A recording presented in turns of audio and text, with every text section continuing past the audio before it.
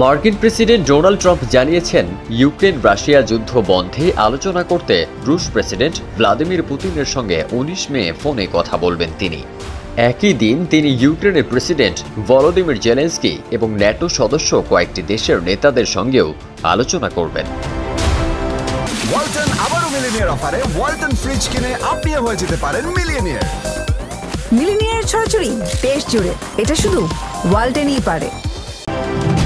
১৭ মে সামাজিক যোগাযোগ মাধ্যম ট্রুথ সোশ্যালে দেওয়া এক পোস্টে ট্রাম্প বলেন, আশা করি এটি একটি ফলপ্রসূ দিন হবে, যুদ্ধবিরতি হবে এবং এই ভয়াবহ যুদ্ধ শেষ হবে। আল জাজিরার প্রতিবেদনে জানানো হয়, ট্রাম্প ও পুতিনের ফোনালাপটি স্থানীয় সময় সকাল ১০টায় হবে।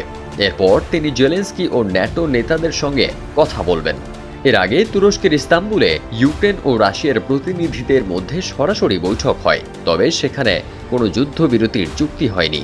ওই বৈঠকের পর রাশিয়া ও ইউক্রেন ১,০০০ করে যুদ্ধবন্দী বিনিময়ে সম্মত হয়।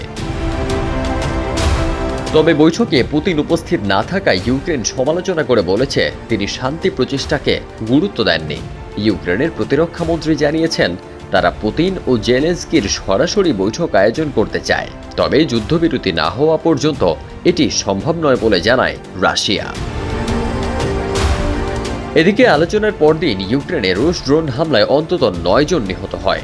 জেলেনস্কি এটিকে পরিকল্পিত যুদ্ধাপরাধ বলে উল্লেখ করেন এবং রাশিয়ার বিরুদ্ধে আরও কঠোর নিষেধাজ্ঞার আহ্বান জানান। ফরাসি প্রেসিডেন্ট ইমানুয়েল ম্যাক্রো বলেন, রাশিয়ার কূটনৈতিক কৌশলের জবাব দেবে যুক্তরাষ্ট্র। আর ব্রিটেনের পররাষ্ট্রমন্ত্রী ডেভিড ল্যামি বলেন, রাশিয়া এখনও শান্তি চুক্তির জন্য আন্তরিক নয়। পারদিন সানি, দেশ রূপান্তর।